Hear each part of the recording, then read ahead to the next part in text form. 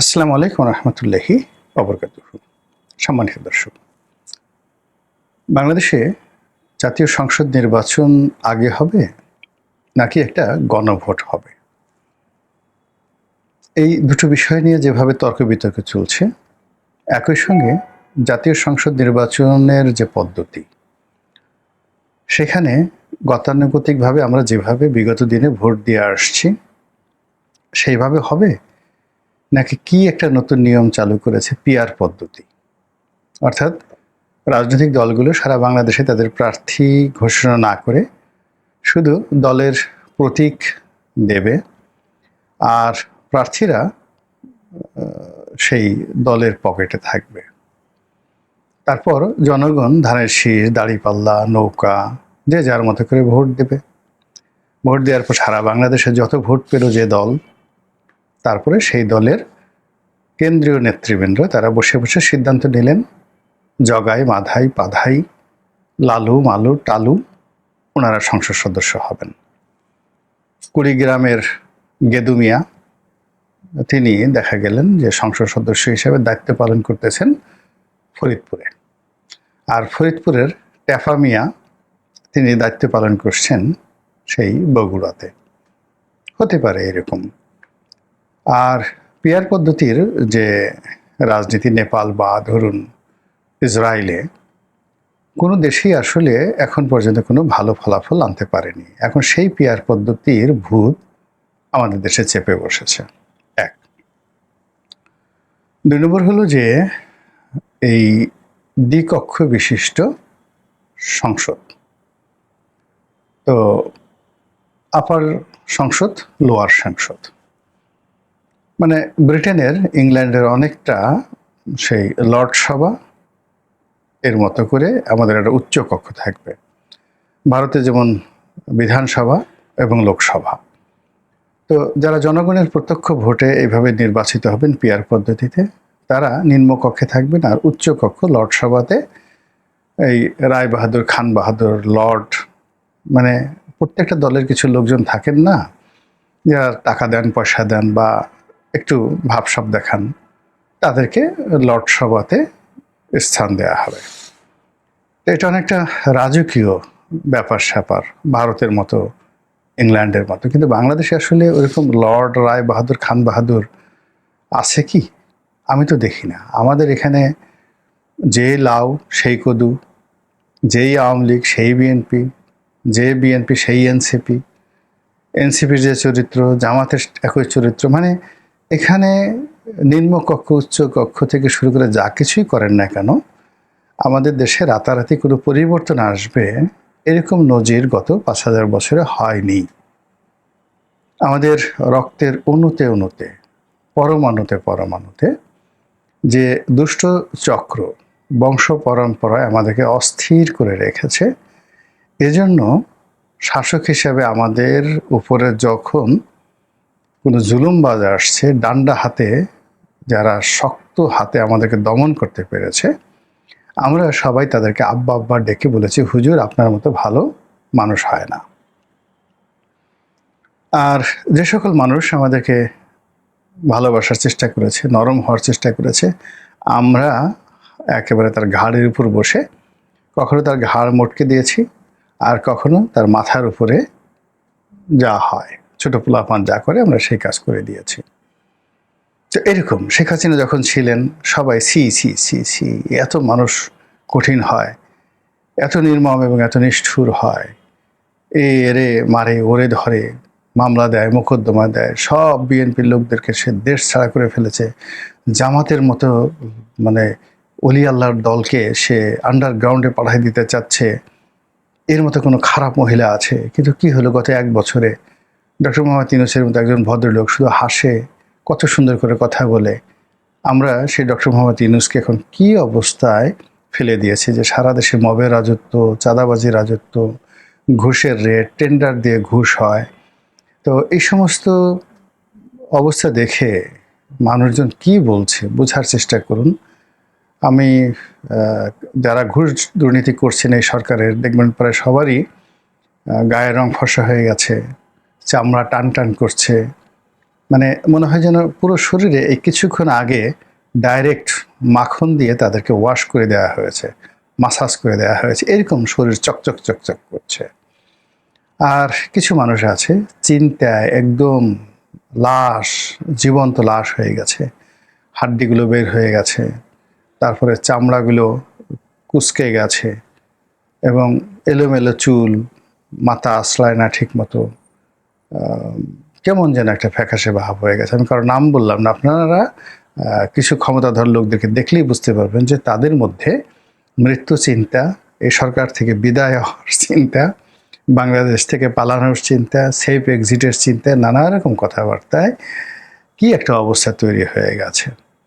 এর মধ্যে আপা আসবে, ভাইয়া আসবে, আপা আসবে না, ভাইয়া আসবে না, ইলেকশন হবে কি হবে না, নানা রকম জটিলতা নিয়ে একটার পর একটা সন্দেহ, অবিশ্বাস যত তৈরি হচ্ছে, ততই যারা সুবিধাভোগী লোকজন, যারা মব করতে চায়, দুর্নীতি করতে চায়, তারপর ঘুষ অনিয়ম করতে চায়, তারা এই পুরো সময়টিকে একটি অনিয়মের স্বর্গ রাজ্য বানিয়ে ফেলেছে।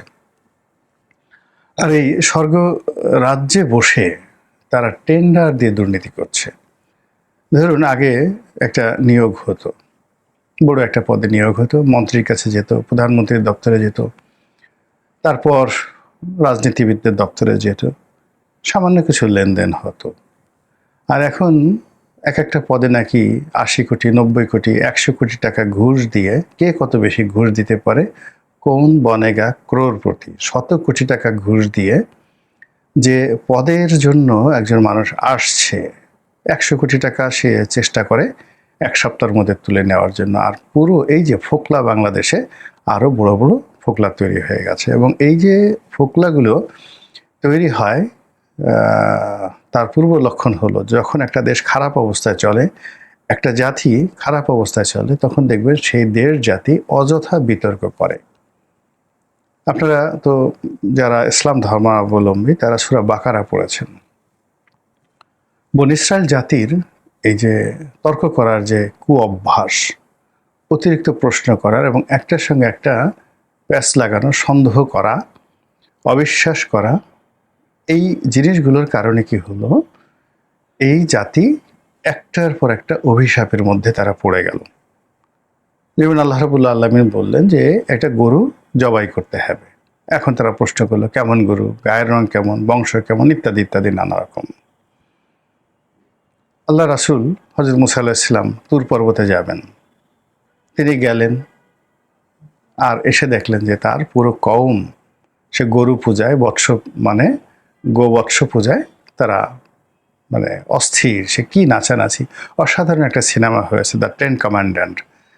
আপনারা দেখলেই বুঝতে পারবেন যে আসলে এই যারা বিতর্ক করে, সন্দেহ করে, অবিশ্বাস করে এবং বিভিন্ন মানুষ সম্পর্কে গীবত যারা, যাকে বলা হয়, প্রচার করে, তো এই মানুষগুলো সবসময় বিধাতার, আল্লাহর, গডের, ঈশ্বরের অভিশাপের মধ্যে থাকে। তো আমাদের এই সময়টিতে যেটি হচ্ছে সেটি হলো যে সমাজে একটা বিশেষ শ্রেণী তৈরি হয়ে গেছে যারা সন্দেহ করছে এবং বড় বড় মানুষ সম্পর্কে গীবত করছে। আল্লাহ যাকে সম্মানিত করেছেন, আপনি তাকে হাতকড়া পরাবেন, তাকে লাথি মারবেন, তাকে গুঁতো দিবেন। আল্লাহ যাকে ধনসম্পদ দিয়ে যাকে বলা হয় মর্যাদাবান করেছে, আপনি তার ধনসম্পদ লুণ্ঠন করে তাকে পথের ফকির বানিয়ে দেবেন। এই যে একটা ট্রেন্ড, এই যে একটা মানুষের যে অভ্যাস এবং মানুষের চরিত্র গত একটা বছরে যতটা ড্রামাটিক্যালি, নাটকীয়ভাবে পরিবর্তন হয়েছে, গত ১০০ বছরে এইভাবে বাঙালি জাতি এত অল্প সময়ের মধ্যে পরিবর্তিত হয়নি, কখনো কোথাও দেখাতে পারবেন না। ফলে কি হলো, আমরা এই গত ১ বছরে পতনের অতলান্তে, মানে যেটার কোনো শেষ নেই, যেভাবে যাচ্ছি তাতে করে কত পরিবার, কত রাষ্ট্র, কত সংসার, কত সমাজ, এটা মানে যে তছনছ হয়ে যাচ্ছে। এখানে কত রাষ্ট্র আন্তর্জাতিক হয়ে গেল। আমাদের যেহেতু পার্শ্ববর্তী মায়ানমারের অবস্থা দেখেন, শ্রীলঙ্কার অবস্থা দেখেন, নেপালের অবস্থা দেখেন, মানে একই সঙ্গে সকল আযাব এই পুরো দক্ষিণ পূর্ব এশিয়ার উপরে গজব আকারে চলে আসছে এবং ভারতও শান্তিতে নেই, সেখানেও হাজারো রকম সমস্যা দেখা দিয়েছে। তো সেই দিক থেকে যেটা বলছিলাম যে আমাদের এই সময়টিতে যে বিতর্কগুলো হচ্ছে এই মুহূর্তে, সেই বিতর্কগুলো আমার দৃষ্টিতে একেবারে অপ্রয়োজনীয়। এগুলো করারই দরকার ছিল না। যে কাজগুলো করার চেষ্টা করা হচ্ছে, যে প্রশ্নগুলো উত্থাপন করা হচ্ছে, এগুলো মূলত জনগণকে ঠকানোর জন্য, প্রতারণা করার জন্য এবং নিজেদের স্বার্থ সিদ্ধির জন্য। অধিকাংশ যে কাজগুলো তারা এই গত 1 বছর যাবৎ চেষ্টা করছে এবং এর পেছনে হাজার হাজার কোটি টাকা তারা খরচ করে ফেলেছে, যার 2 পয়সার মূল্য হবে না, এমনি দুর্বল অর্থনীতি। আপনি চিন্তা করুন তো, 14 বার 15 বার আমাদের প্রধান উপদেষ্টা দেশের বাইরে গেছেন বেড়ানোর জন্য, অনুষ্ঠানের জন্য, রাষ্ট্রীয় কর্মের জন্য, ডিগ্রি আনার জন্য। বলেন তো আপনার আমার কি উপকার হয়েছে, দেশের কি উপকার হয়েছে? তো এরকম অনেক কিছু হচ্ছে প্রতিনিয়ত। এই যে একটা বৈঠক হচ্ছে ঐক্যমত্য কমিশনের, সবাই দল বেঁধে যাচ্ছে, পাইকারি হারে খাবার খাচ্ছে, 5 স্টার হোটেল থেকে খাবার যাচ্ছে, সেখানে বসে সেই এসির মধ্যে বসে সকাল থেকে সন্ধ্যা পর্যন্ত যে সকল খাজুরি আলাপ গালগপ্প করছে, লিখে রাখেন, আগামীতে যারাই ক্ষমতায় আসবে তারা এর একটা বিন্দু বিসর্গ বাস্তবায়ন করবে না। অথচ এর জন্য আমরা কত কিছু নষ্ট করলাম, আর এই সময়ের মধ্যে কত রাস্তা খানাখন্দকে ভরে গেছে, কত এলাকা বিদ্যুৎবিহীন। আমার এই ভিডিও যারা দেখছেন বাংলাদেশের গ্রাম অঞ্চলে, তারা জানেন যে এই অসময়টিতে গ্রাম অঞ্চলে কিভাবে বিদ্যুৎ বিভ্রাট হচ্ছে। এই সময়টিতে কত মানুষ চাকরি হারিয়েছেন, কত মানুষ তাদের ব্যবসা প্রতিষ্ঠান বন্ধ করেছেন, কত সম্মানিত মানুষ 30-40 বছর যাবৎ ব্যবসা প্রতিষ্ঠান চালিয়েছেন সুনামের সঙ্গে, তারা গত 1 বছর অর্থনৈতিক দাবানলে রীতিমতো নিজেরা ছারখার হয়ে এখন পালিয়ে বেড়াচ্ছেন।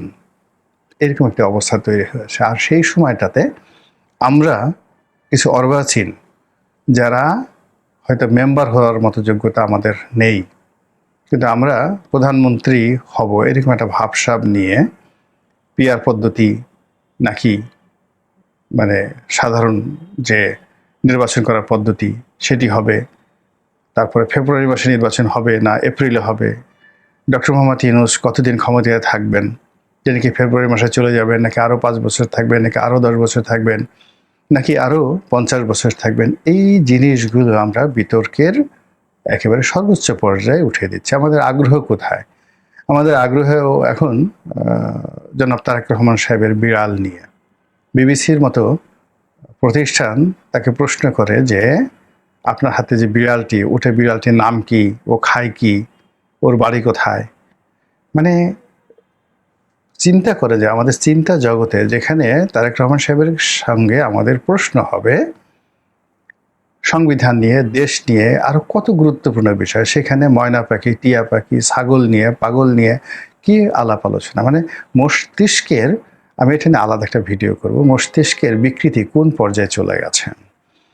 এখানে তুরস্ক থেকে লোকজন আসছে বিমান বিক্রি করার জন্য, অস্ত্র বিক্রি করার জন্য, এসে জামাতের আমির কাছে যাচ্ছে। সাবের হোসেন চৌধুরীর সাথে কেন রাষ্ট্রদূতরা দেখা সাক্ষাৎ করছে। মানে সব মিলিয়ে যে একটার পর একটা বিভ্রান্তি, তারপরে একটার পর একটা সন্দেহ, অবিশ্বাস এবং একের পর এক যে শর্ত দিয়ে এই যে পুরো শাসন প্রক্রিয়াটিকে জনগণের জন্য, রাজনীতিবিদদের জন্য যেভাবে জটিল করে দেয়া হচ্ছে, আর সেই জটিলতার মধ্যে কি সর্বনাশ ঘটে গেছে। একটু কক্সবাজারের রোহিঙ্গা ক্যাম্পে ঘণ্টাখানিক থেকে আসেন, আর তার অপর প্রান্তে আরাকান আর্মির সঙ্গে রোহিঙ্গা স্যালভেশন আর্মির যে যুদ্ধ একটু দেখে আসেন। আমাদের পার্বত্য অঞ্চলে কি সর্বনাশ ঘটে গেছে, একটু খাগড়াছড়ি, বান্দরবন এবং যেগুলো আছে বাঘাইছড়ি, বিলাইছড়ি, তারপরে আরও দুর্গম এলাকা গিয়ে দেখেন সেখানে আসলে কি হচ্ছে। মহান আল্লাহ আমাদের সবাইকে হেদায়েত দান করুন এবং হেফাজত করুন। আসসালামু আলাইকুম ওয়া রাহমাতুল্লাহি ওয়া বারাকাতুহু।